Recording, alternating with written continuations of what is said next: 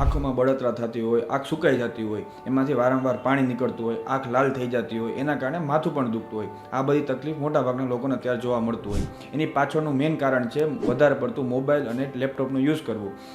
બીજું એક કારણ એ છે કે આપણે સૂકા વાતાવરણમાં કામ કરતા હોય. દાખલા તરીકે તમે એસીવાળા રૂમમાં વર્ક કરો છો, એના કારણે થતું હોય. તો આ બધી તકલીફથી આપણે રાહત મેળવવા માટે અમુક ઉપચાર કરી શકીએ. સૌથી પહેલી વસ્તુ જો રૂલ ઓફ 20-20-20. દર 20 મિનિટે 20 ફૂટ દૂર 20 સેકન્ડ સુધી આપણે એક ધારું એ વસ્તુમાં જોવાનું છે.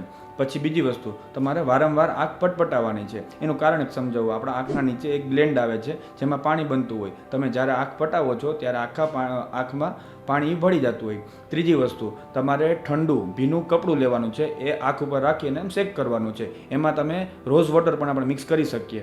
અને ચોથી વસ્તુ, તમારે વધારે પાણી પીવાનું છે. જો આ બધી વસ્તુ તમે રેગ્યુલર કરશો તો આ બધી તકલીફથી મોટા અંશે તમને રાહત મળશે.